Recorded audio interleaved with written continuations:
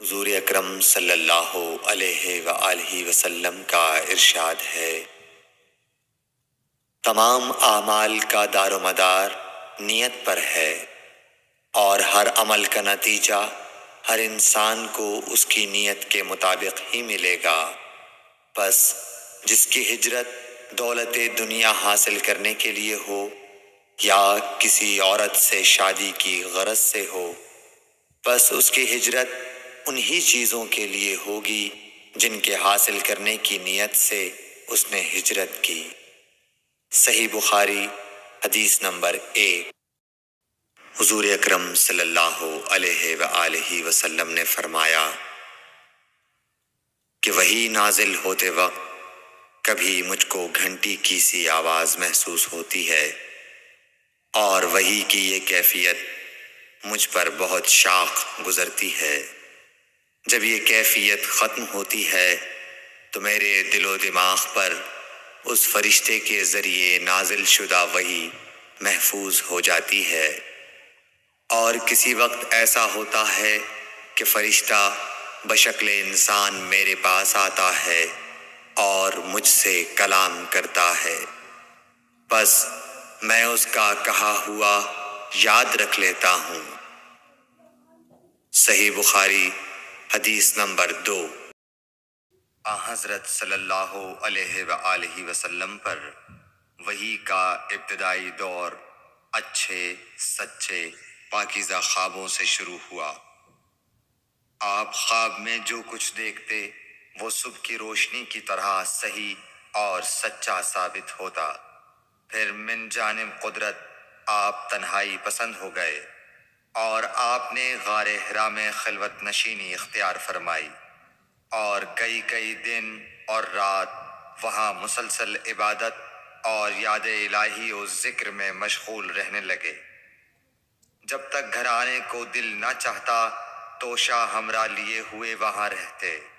توشہ ختم ہونے پر ہی اہلیہ محترمہ حضرت خدیجہ رضی اللہ تعالی عنہا کے پاس تشریف لاتے، اور کچھ توشہ ہمراہ لے کر پھر وہاں جا کر خلوت گزین ہو جاتے۔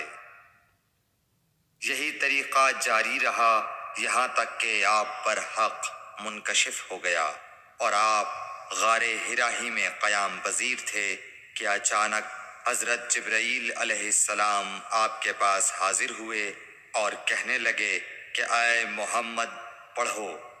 آپ فرماتے ہیں کہ میں نے کہا کہ میں پڑھنا نہیں جانتا۔ آپ صلی اللہ علیہ وسلم فرماتے ہیں کہ فرشتے نے مجھے پکڑ کر اتنے زور سے بھینچا کہ میری طاقت جواب دے گئی۔ پھر مجھے چھوڑ کر کہا پڑھو۔ میں نے پھر وہی جواب دیا کہ میں پڑھا ہوا نہیں ہوں۔ اس فرشتے نے مجھ کو نہایت ہی زور سے بھینچا کہ مجھ کو سخت تکلیف محسوس ہوئی۔ پھر اس نے کہا کہ پڑھ۔ میں نے کہا میں پڑھا ہوا نہیں ہوں۔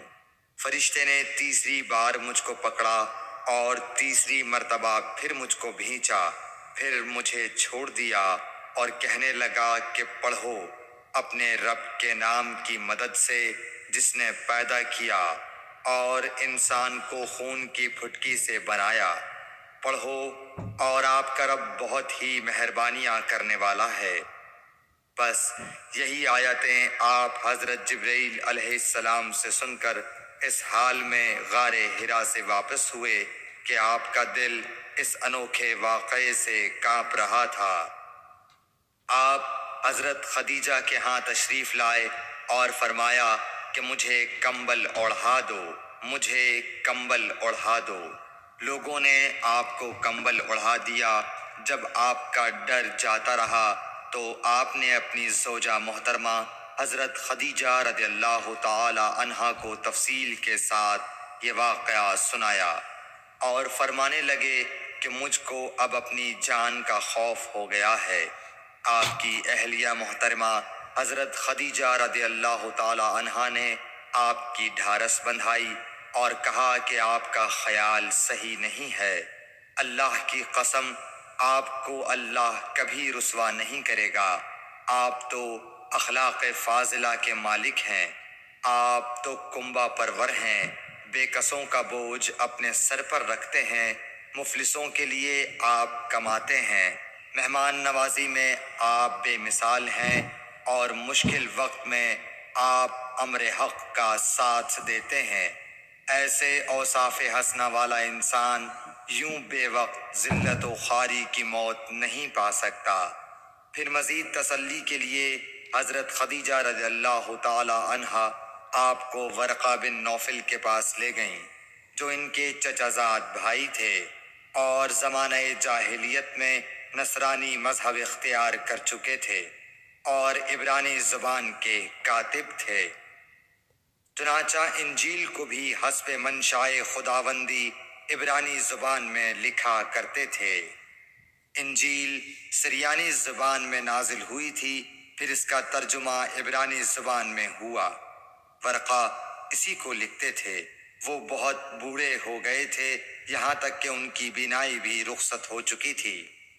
حضرت خدیجہ رضی اللہ تعالی عنہا نے ان کے سامنے آپ کے حالات بیان کیے اور کہا کہ اے چچا زاد بھائی، اپنے بھتیجے محمد صلی اللہ علیہ وسلم کی زبانی ذرا ان کی کیفیت سن لیجئے۔ وہ بولے کہ بھتیجے، آپ نے جو کچھ دیکھا ہے اس کی تفصیل سناؤ۔ چنانچہ آپ صلی اللہ علیہ وآلہ وسلم نے از اول تا آخر پورا واقعہ سنایا، جسے سن کر ورقہ بے اختیار ہو کر بول اٹھے کہ یہ تو وہی ناموس معزز رازدان فرشتہ ہے جسے اللہ نے حضرت موسیٰ علیہ السلام پر وحی دے کر بھیجا تھا۔ کاش میں آپ کے اس عہد نبوت کے شروع ہونے پر جواں عمر ہوتا، کاش میں اس وقت تک زندہ رہتا جب کہ آپ کی قوم آپ کو اس شہر سے نکال دے گی۔